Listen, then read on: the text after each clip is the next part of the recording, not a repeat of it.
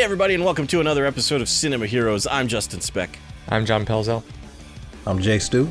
And today we're talking about Teenage Mutant Ninja Turtles 2, The Secret of the Ooze. Released in 1991, directed by Michael Pressman, written by Todd W. Langen, and starring Paige Turco, David Warner, and Ernie Reyes Jr. among the actors who were in costumes who I don't know the names of all of them. This was obviously the sequel to 1990's Teenage Mutant Ninja Turtles.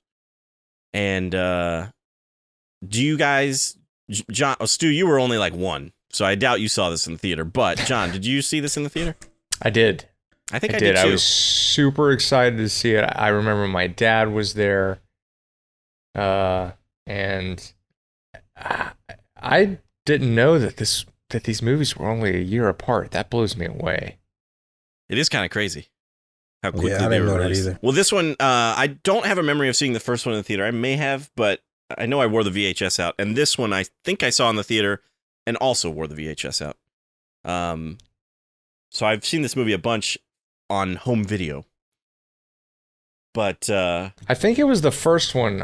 We probably talked about this on the first the episode of the first movie, but the Pizza Hut commercial, you remember that? For the first movie? Yeah. There's like a bunch of baseball, like it was like a little league team. Oh, on the tape. Yeah. I thought you meant a Pizza Hut commercial with like the turtles in it or something.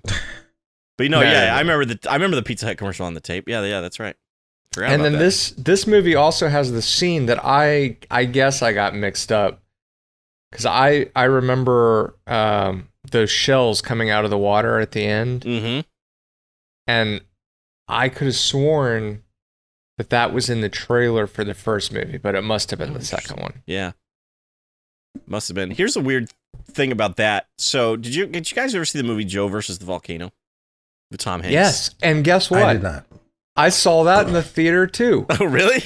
Wow. Yes. I did not see that one in the theater, but I think I must have seen that movie before this one, because there's a scene in Joe versus the Volcano where I think it's towards the end of the film where his luggage, he's got like this real expensive, like big cases of luggage, and like, their ship sinks or something. I don't remember. It's been forever since I've seen that movie. But his luggage pops out of the water, just like the turtles' shells pop out of the water at the end of this movie. And so I remember thinking that it was an homage, even though I didn't know what homage meant in 1991. But I remember thinking like they were copying Joe versus the Volcano. Like it was, I don't know. Maybe they did. Well, it'd be kind of weird. But I remember thinking that as a kid. I'm like, oh, they're doing Joe versus the Volcano. Yeah, I mean, I don't think a lot of people remember that movie. It didn't become a classic necessarily or anything. Not like some of the other Tom Hanks movies. Yeah, but at the time, Tom Hanks was not obviously he was not at his peak, but he was on the rise. He was on the rise for sure. Yeah, exactly. So maybe they, were. It was also the first of the Tom Hanks Meg Ryan movies. Yeah. Because they did that one, and then they did Sleepless in Seattle, and then they did You've Got Mail. You've Got Mail, yeah. And so it was kind of he was on the rise to becoming, the mega movie star that he is, and then it was also the first, pair movie with the two of them, which was. But anyway, this is not the Joe versus the Volcano episode. This is the Teenage Mutant Ninja Turtles 2 episode. Stu, do you have a memory of seeing this for the first time? I don't. It's kind of just always been around.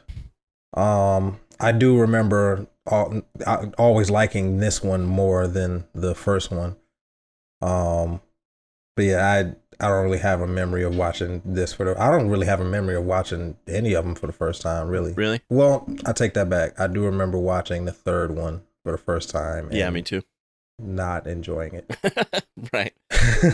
I'm in the same boat as you. When I was younger, this was always the better movie to me. I thought this one was better than the first one. Maybe it was just more fun. It was also,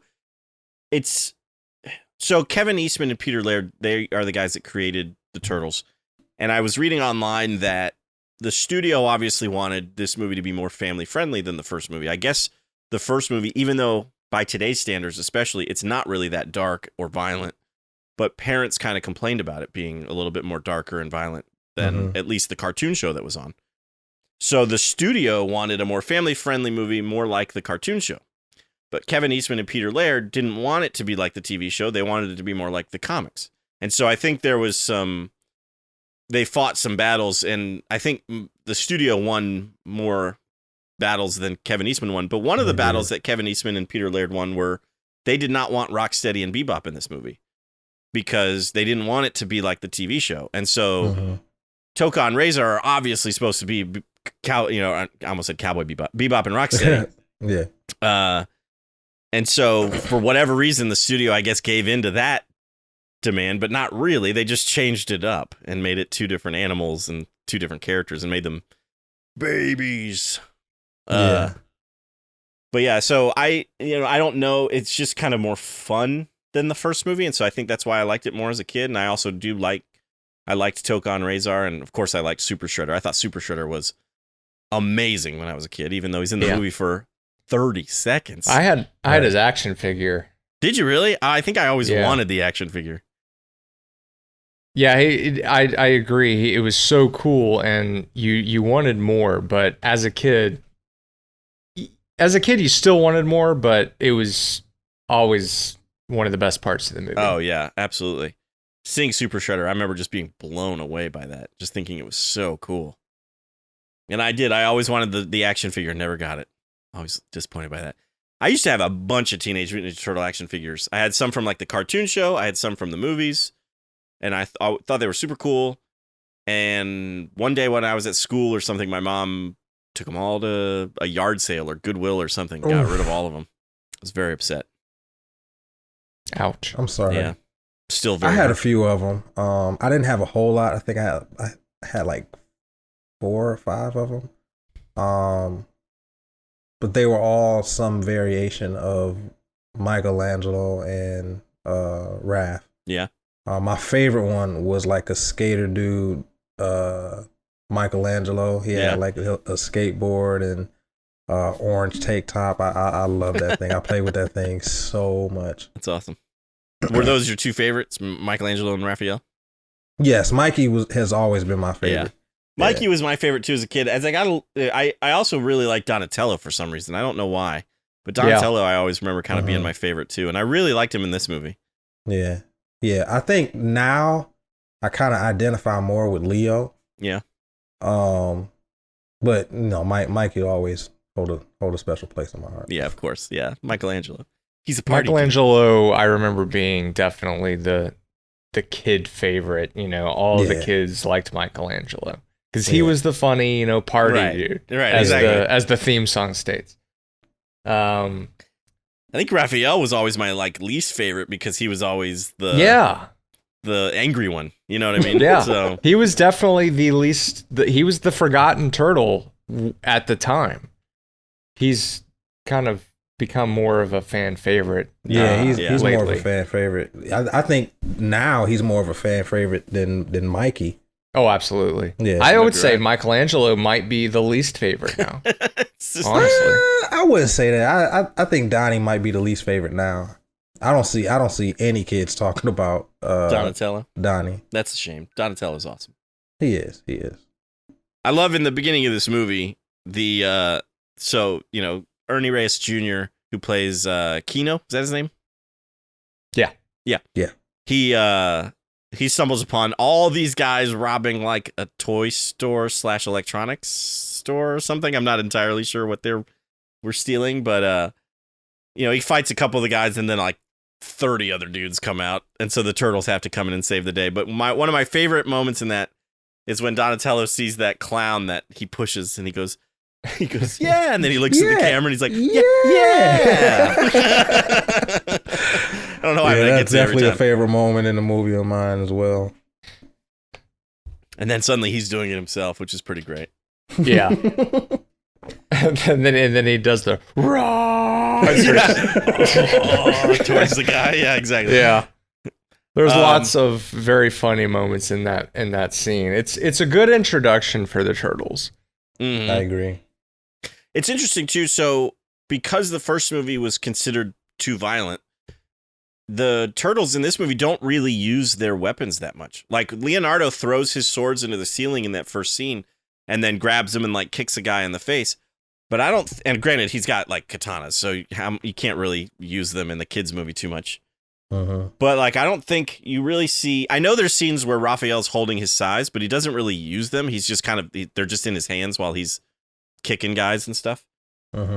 So it's interesting to see that the turtles don't really use their weapons at all in this movie, at least. I didn't even think about that. Donatello might use his staff maybe the most because it's just a stick basically, but like I don't even recall Michelangelo using his nunchucks. He uses those sausages in the beginning of the movie. Cold cut, yeah. Cold cut combo. But later on, we see April pretend to use them, and Michelangelo, when she's like, I chuck from every now and again, and Michelangelo's like, oh my God. But that's about it. I don't think he ever uses them in a fight scene. Speaking of that scene where she's using the nunchucks, like Kino just walks straight into her apartment. He just lets himself right in. Right. Yep. So I used to, like, when I was a kid, I thought Kino was so cool. Ernie Reyes Jr. I thought he was amazing, and apparently he was one of the fight doubles for the first movie, and the production crew or whatever were so impressed with him that they actually like wrote the character, I guess, for him, which is super cool. But one of my favorite scenes, it actually doesn't have to do with Kino, is when April first comes home in the very beginning. She opens the fridge, and there's the fake snake, and she goes, Michelangelo. And she's picking up the stuff, and she's like, Donatello. I don't know why. It was like a weird joke with my friends in California. We would do that occasionally. We'd like pick something up off a table and be like, Raphael. It's just like, we would just kind of, I don't know. It just cracked us up for some weird reason. One of those weird jokes that is not really funny to anybody else, but it's funny to you guys, But I just like that scene. Oh, the other thing I wrote, I didn't take very many notes for this, but one of the notes I did write was when the turtles come home after that fight, Michelangelo there's clearly no pizza in his box because he is holding it straight up and down. Right. He's just like, yeah, and it's just clearly an empty box. And I was like, that pizza would be destroyed. Yeah, it would have been on the floor. Yeah, exactly. It's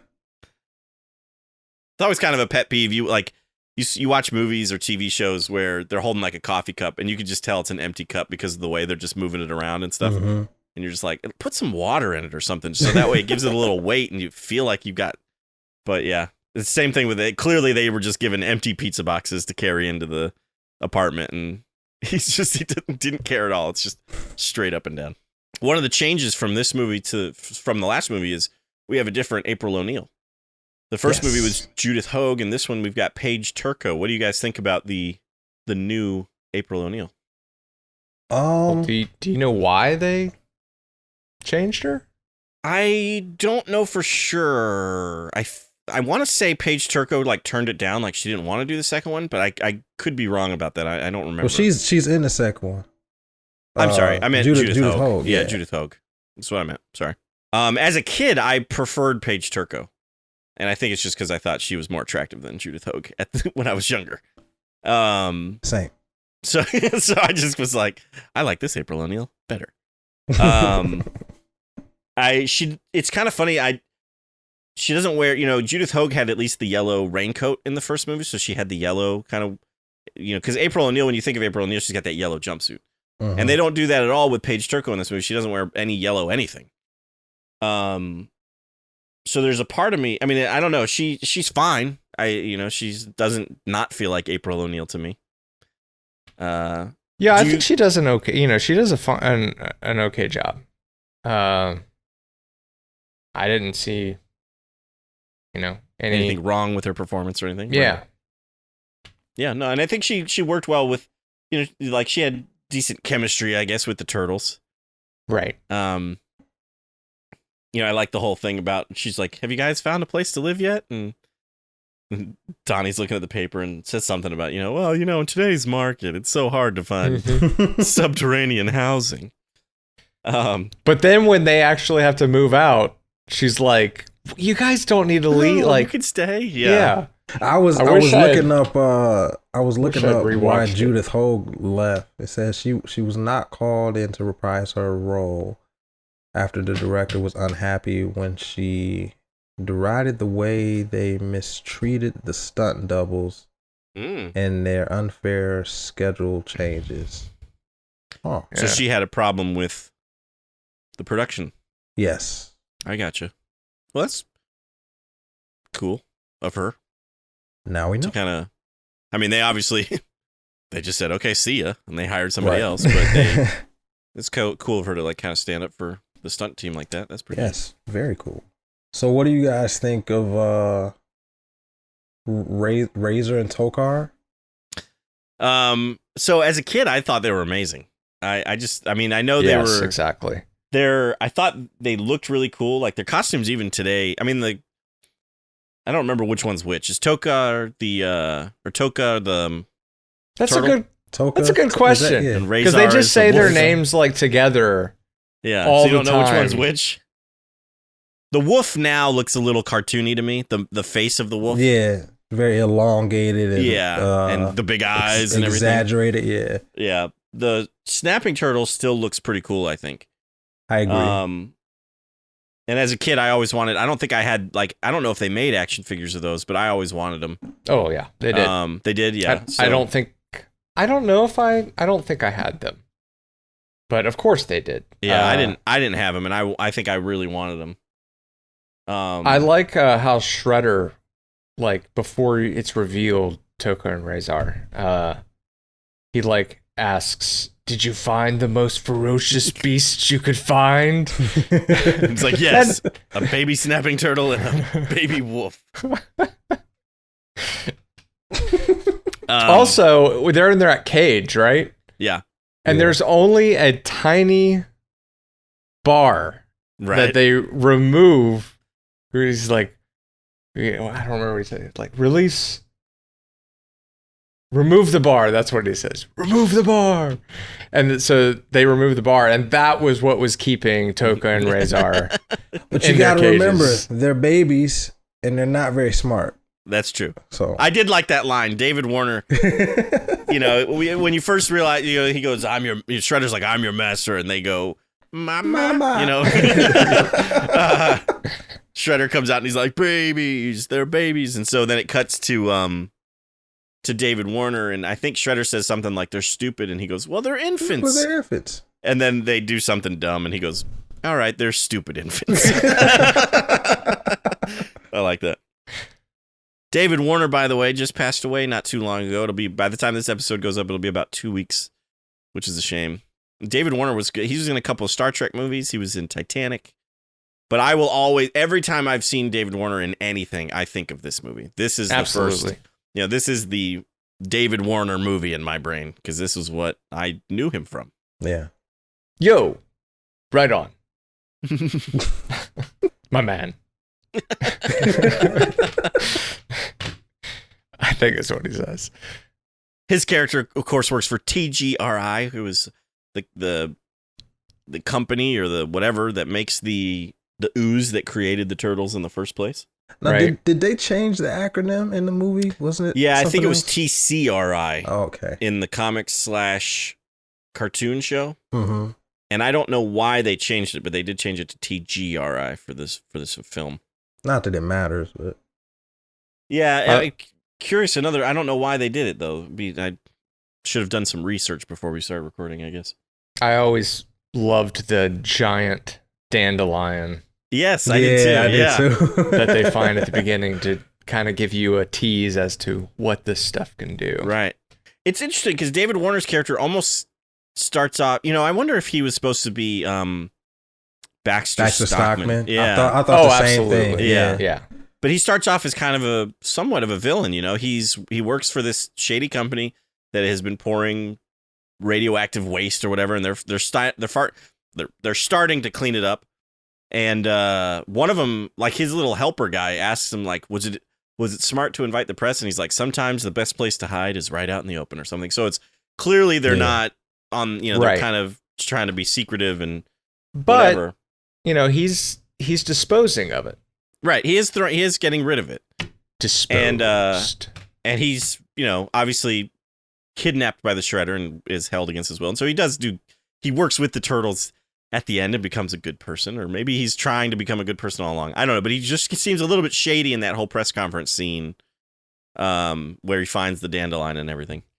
And then, of course, April O'Neil has Freddie, her production assistant guy. He finds the dandelion too, and we find out he works for Shredder. The other note I wrote was Freddie is not coiling those audio cables correctly. He would get fired from that job. No over-under? He was not doing over-under, and he made a mess of those cables.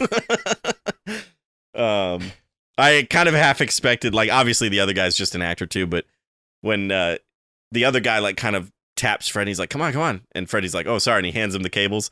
I half want that guy to be like, what is this? This is a tangled mess. I can't throw it out. Yeah, exactly. There's so many tangles in this cord. Yeah, no. It's funny that how that's all kind of ingrained in me now, so I noticed that. I've got, the first note I have is about Raph and Kino sneaking into the hideout. Okay. Well, before that, let's talk about the scene where the Turtles break into TGRI. The Turtles break into TGRI to... Yes. I actually forget why they're breaking into TGRI. I think they're trying to... Splinter saw the news program with April and showed the Turtles that the ooze that created them was from TGRI.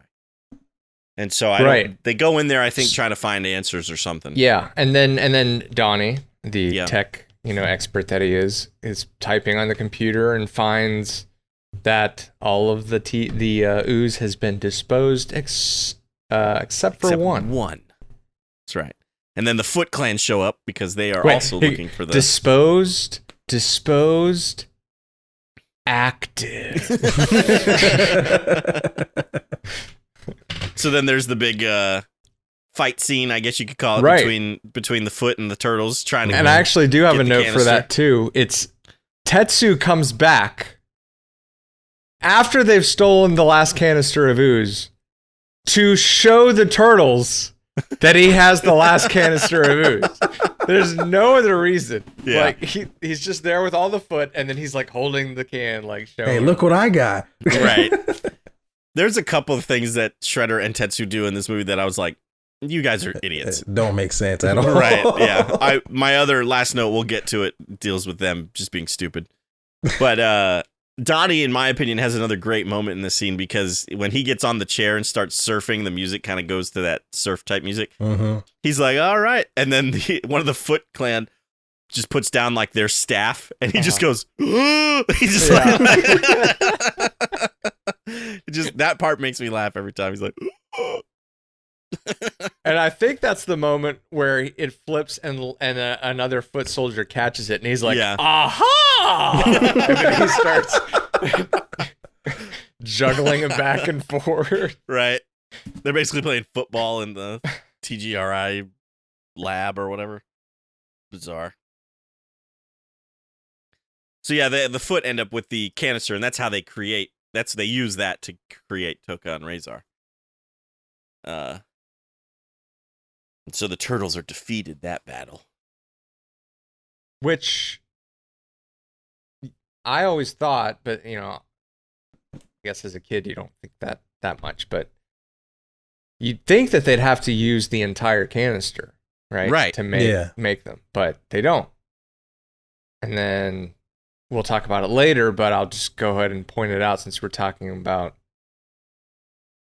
since I brought it up, the amount of the vial that Shredder has at the end is just a tiny amount. Yeah. Mm-hmm. Yeah.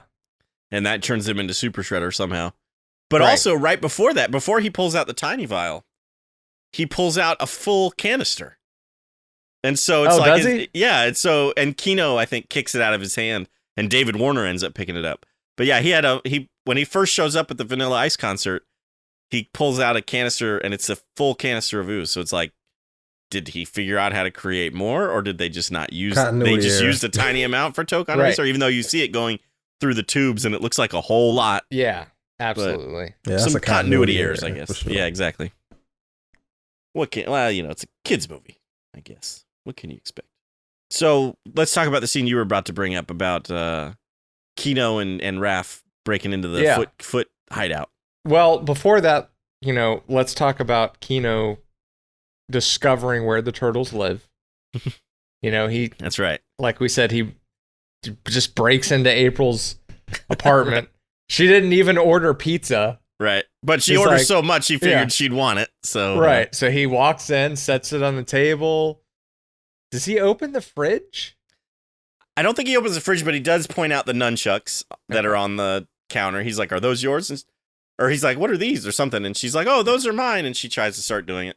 But then he sees Raph's foot sticking out from under the little screen thing. And he's like, "Oh, well, before I go, you should probably know about this," or something. And stomps on his foot. Yeah. What does he say? He's like, Can I hit him? Yeah, please let me hit him. And then Splinter shows up and puts his hand on Kino, and that makes Kino pass out. I guess he had seen the turtles already, but seeing a giant rat was too much. So that Kino was it. out. That did it. Yep. There's a lot of lines and things because I've only seen this movie maybe twice now since I watched it religiously as a kid. Right. And the nostalgia and the memories of certain scenes, like at the very beginning of the movie where you're going through the pizza shop and Kino's getting his delivery to take, and you've got that music playing, and that lady taking the long dripping cheese, and she's like it was crazy. Totally took me back to the 90s. When I was a kid, that opening scene made me want pizza so badly. Every time I watched it, I was always craving pizza at the end of that because everybody is eating, which is a great thing, a great little opening scene. Everybody eating pizza in New York, but yeah, the pizza just looked good, especially that one lady with the cheese spreading or whatever, the cheese pull. Yeah, it is kind of funny how some of those scenes come back to you. One of the things I was going to bring up later, but one of the scenes that, for whatever reason, always stuck with me is when David Warner finishes his little concoction in the turtles' lair, and he holds it up in a Simpsons glass. For whatever reason, scene just popped up. Did it? Yeah, he's actually cooking it right now on my TV. But for whatever reason, I just remember always thinking it was so cool that he holds it up in like a Bart Simpson glass, and so that always kind of stuck with me for some reason. Oh, I forgot about this part. So he's he just put it in the Simpsons glass, actually. But I remember when Mikey comes to, Donatello's like stirring it, and Mikey looks in and drops his pizza in, and they all are like, "Oh!" They just start stirring it. And he's still, yeah, they're just looking around. I thought that was pretty great. That part kind of made me laugh as well. You'd think that would have messed up the formula. It would have made something go wrong, but it didn't. Nothing came about from the accidental pizza slice. But yeah, so they figure out the foot's back. Yep. They think Shredder's still dead. I like that scene where Raph is reenacting. Yeah. Shredder. The back of a garbage truck. Raphael, come down from there. That was, yeah. It was a good little recap. Of the first film. Yeah. Yeah. Yep. And then seeing Shredder come in and he's got the discipline. He's like, also that just reminded me of the scene where they're in her apartment. And I remember not thinking about it being that big of a deal as a kid. But when they're like playing football with the pizza slice, yeah, and they're that's what Shredder really gets upset about, is how disrespectful they're being to her apartment. And when you're watching it, I'm like, this time I was like, man, if that were my place, I'd be furious. Right. They're jumping all over the furniture. Yeah. They're throwing food. You said Shredder, but I think you mean Splinter. Yes. Yeah. I was like, Shredder's so mad that he's destroying April O'Neil's apartment. Yeah. That's that behind my They're kind of similar names, aren't they? Yeah. Shredder and Splinter? They both start with S's. That's right. So. Yeah, end in R. Yeah, that's But yeah, so I don't remember how they figure. Oh no, I think Kino brings it up. That's what it is. That I don't know if he calls him the Foot, but they're looking for members. Right. That know martial arts, and he knows martial arts, so they come up with the plan that he can maybe go try out for them. Mm-hmm. And Splinter obviously is like, no, it's too dangerous. Raph is all for it, and they end up doing it. But the note I wrote down was that after Kino, by the way, I love that scene where they're like, we do it in concealment. Yes. Right? Get the bells off all of the mannequin, and he's got them all right there in his arm. Right. That is my favorite moment of that whole little sequence, because Kino can obviously fight, so Raph doesn't have to step in for that, but taking off the bells without making a sound, thankfully it was, they work in concealment, so Raph was able to come in and do it. Right. But and yeah, you I like think that part. that would be like, I remember thinking, that's kind of a cop-out, like, it's easy for him. Why would they do that? But it's because he couldn't see the bells. So he literally has to be able to be skilled enough to get the stuff without even being able to see. Right. So it's an even more challenge, actually, with the concealment. Yeah, that's a good point. But anyway, after he gets accepted, Raph is already inside the hideout. So why? Like, the whole thing was, let's get Kino in so we can get into the hideout. But Raph's in there. He's already in there. Yeah. It's kind of an elaborate plan for. Well, you know what? They're teenagers. They're, they. You're right. And I'm raising two of them. So yeah, they're stupid.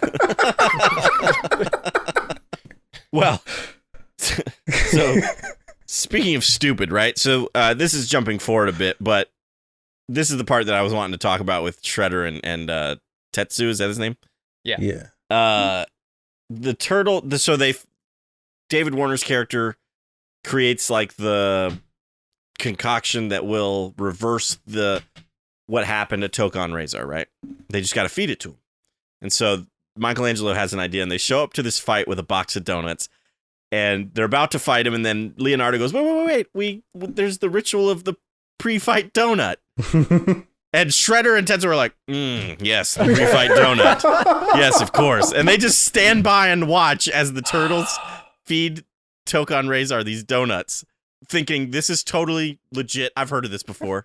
The pre-fight donut. It's just like they just stand around and watch while they do it.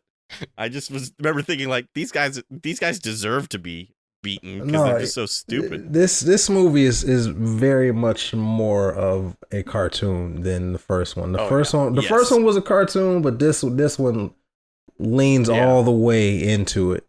And when I watched this, a few years ago, I remember thinking that this movie, in my opinion, didn't hold up like I thought it would. Right. I could agree with that. Yeah. But I think too, you guys mentioned that this one was your favorite growing up, and I'm pretty sure it was mine too. I definitely loved the first one. Mm-hmm. But this one is the one that had, Toka and Razor. They were basically stand-ins for Bebop and Rocksteady. And It was just more of a fun turtle movie for kids. Yeah. Yeah. And I mean, and even when I was a kid, Vanilla Ice being in the movie was huge because Vanilla Ice was huge at the time.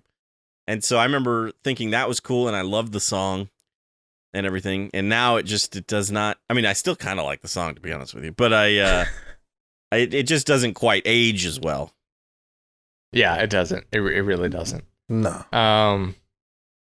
One of my favorite lines or moments in the movie is when Raph is gone and they have to go find him at the hideout, and it's like, it's quiet, a little too quiet, and then, hey, it's Raph. Yeah, a little too rad. That was pretty good too. There's some actually decently funny moments in this movie. Yeah, it is. It is. Did you guys know that the guy who voices Splinter, Kevin Clash, is also the guy that used to voice Elmo? Oh, wow. I did not know that. Same guy. Yep. Very, very different voices. Yeah, very different voice. Hey, you can do Elmo, Justin. Let's hear it.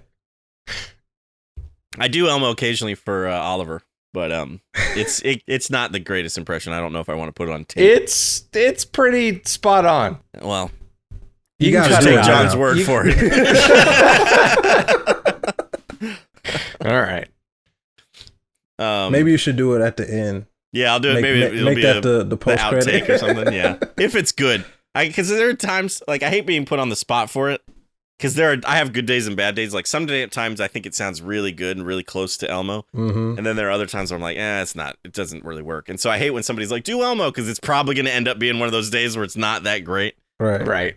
But we'll try. I'll try it at the end and we'll see. And if it's good, I'll add it in. But well, we didn't. I mean, we touched on Super Shredder. Should we talk a little bit more about the fight with? So the whole Splinter's thing throughout this whole movie is you got to practice the art of invisibility. We're ninjas. You can't let people see you. I guess it's mostly because they're mutant turtles, and so it could be crazy. But I do like when they first show up at the Vanilla Ice concert, one guy's like, yo, these costumes are amazing. And then, of course, I love how Vanilla Ice just, I guess, improvs the ninja rap song. And I like how he automatically knows that they're ninjas. Yep. And he has a great choreographed dance for it already, which is pretty great too. Well, he's like coming up with it as it's going. Like you see, the beat's going. Right. He's like, yeah. He's like, okay, I got this. But I love how, I mean, it's just the whole fight scene takes place within this club, and all these, looking at the extras in the background, it's just sad. They're all like, bro, there's a guy, there's a guy on stage. That scene is happening right now. There's a guy on stage with a high top fade mullet ponytail thing. Yeah. What is that? I mean, it probably at the time, pretty cool. No. Yeah.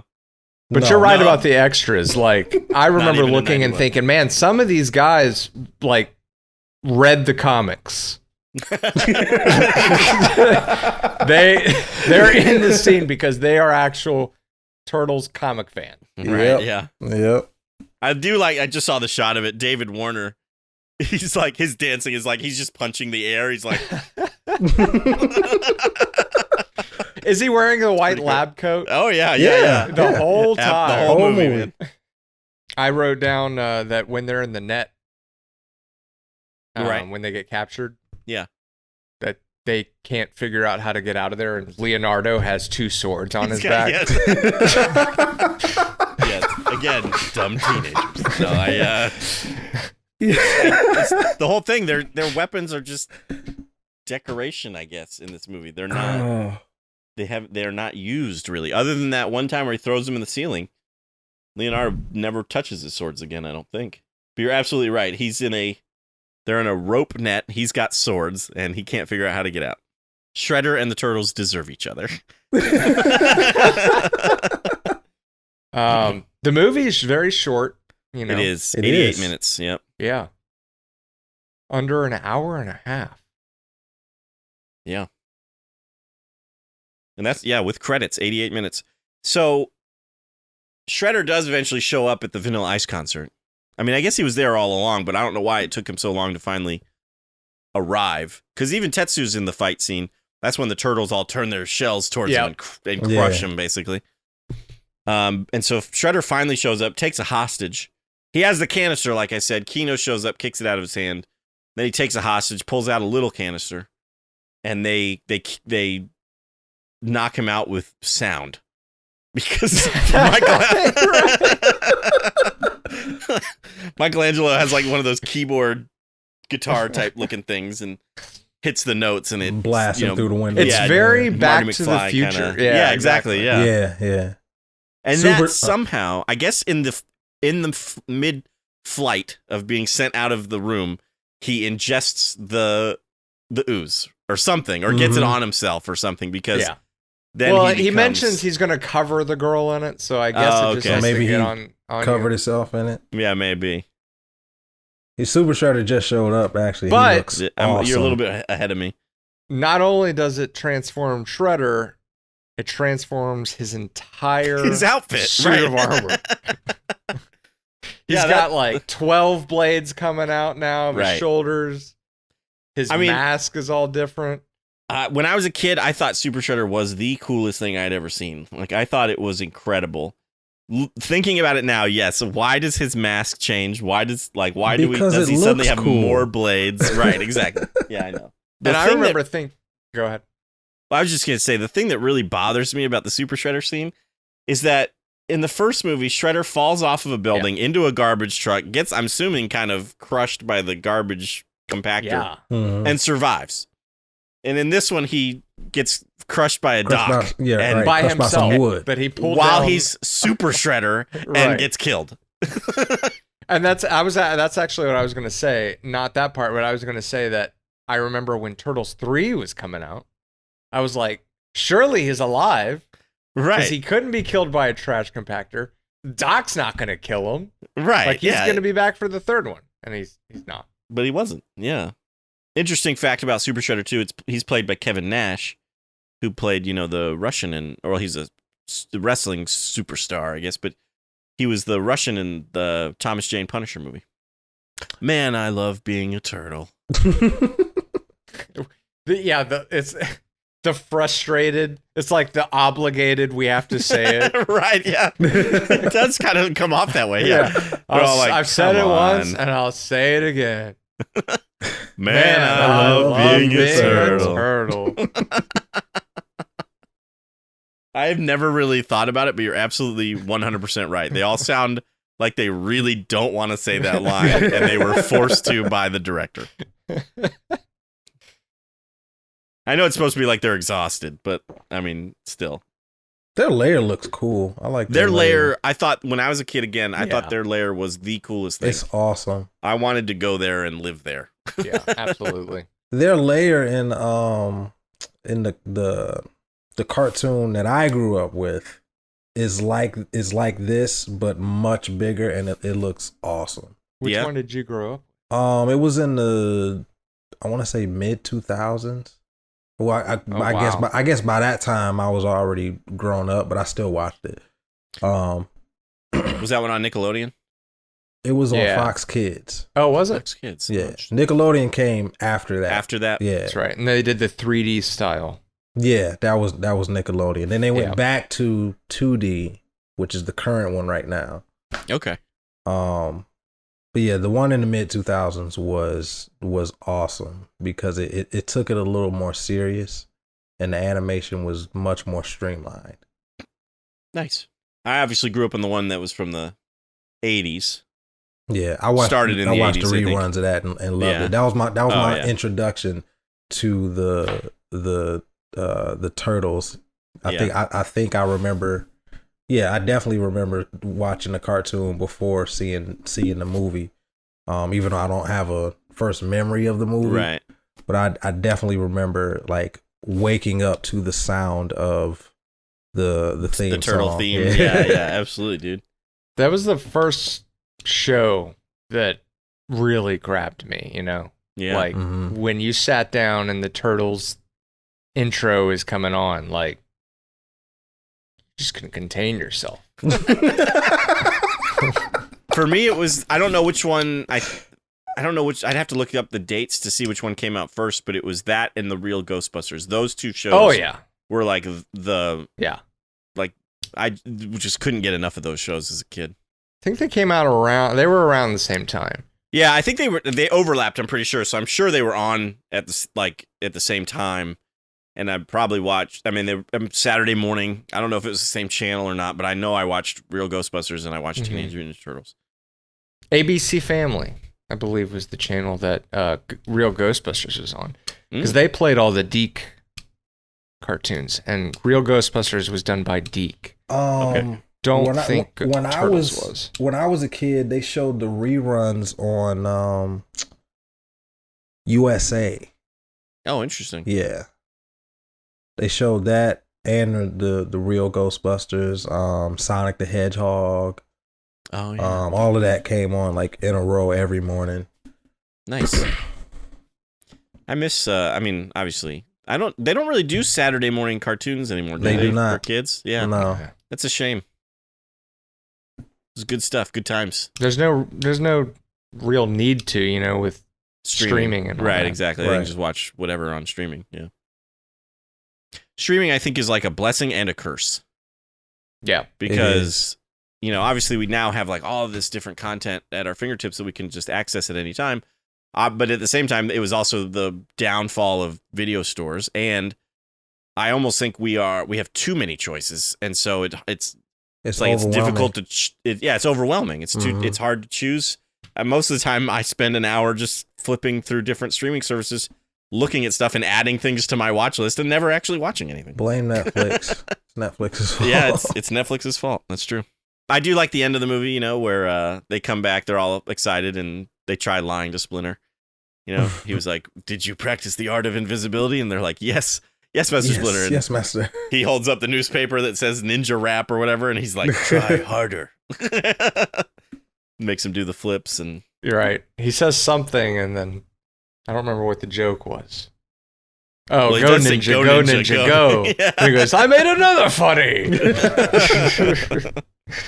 a pretty good ending. Well, I guess we can go right into our ratings if you'd like. I actually hadn't come up with a rating for it, so I gotta kind of figure it out while we're talking. I'm gonna have to. I'm able for this movie to take nostalgia out of it, and rate the movie for.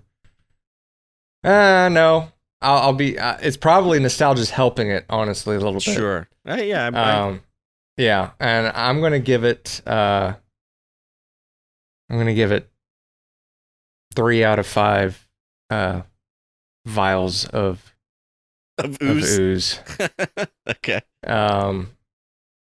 It like I said, the nostalgia, the love for the Turtles help it. Yeah. But as a movie in general, if you're not a Turtles fan, and if you didn't watch it as a kid, I feel like if you were to if you met somebody and they were like, "I've never seen Teenage Mutant Turtles 2," and you're like, "Oh, we got to watch it," I don't think they would enjoy it. Yeah, it's not a great film for non-Turtles fans. Right. And even for, Turtles fans, it's got doesn't its age moments. Well. Right. Yeah, it's got its moments, but it's just not a great movie. Sure. So, 3 out of 5 is pretty good score for that. And I'll go next. I think that I'm right there with you. That's what I was kind of leaning towards was 3 out of 5, but in my brain I was like, is that too high? And it's because it's like you said, it's not really a great movie, but for us, the nostalgia factor's there. And if you love the Ninja Turtles, it's not a bad cartoon movie. It's not a bad like kids cartoon, basically live action cartoon. Right. And so obviously, yes, characters do stupid things. Shredder and Tetsu just let the turtles feed them donuts that have the reverse ooze, I guess you want to say, in it. But for me, yeah, I'm gonna give it. I'm also gonna give it 3 out of 5. Giant sunflowers. Dandelions. Dandelions. Sorry, I'm sorry. Yeah, thank you. Well, I'm going back and forth between 2 scores. I like this movie. I want that to be known. I do like this movie. I don't have as much nostalgia for it as you guys. Yeah. And if I'm being honest, much of the movie didn't hold my attention. Sure. Even if it's the short 88 minutes that it is, I can understand that. But it has some very funny moments. I did find myself laughing very hard, at least in the first act. That opening sequence is really good. Right, yeah. This is tough. It is tough, isn't it? Yeah. I think I'm gonna go ahead and give it a 3 out of 5. 3 out of 5. Raphael size. Nice. Yeah. Very cool. That's not bad. 3 out of 5 across the board. Yeah. We are all in agreement. I very much wanted to give it a 2.5, but yeah, that's my initial thought was 3, but like I said, I was like, is that too high? So I was kind of going with 2.5, but I was like, I don't know. The nostalgia definitely. If I didn't watch this movie like on repeat as a kid, it probably would be a 2.5 or 2. You know, like out of 5. Yeah. I mean, it just doesn't really hold up that well, but I kind of almost remember the feeling I had as a kid watching it. And so that really does help kind of pump the score up a little bit, and I think, in my opinion. Well, we'd love to know what you think about Teenage Mutant Ninja Turtles 2, The Secret of the Ooze. You can always let us know at our website, cinemaheroes.com. You can also tweet at us or comment on our Instagram. Both handles are at Cinema Heroes. And we're also on Facebook, facebook.com/SM and SM Podcast. Also, if you're watching this on YouTube, leave a comment down below. Subscribe to our channel if you haven't already, and give the video a thumbs up if you like what you saw. Now, I think that about wraps it up for this video, though. I'm Justin Speck. I'm John Pelzel. And I'm Jay Stu. As always, thanks for listening. Thanks for subscribing.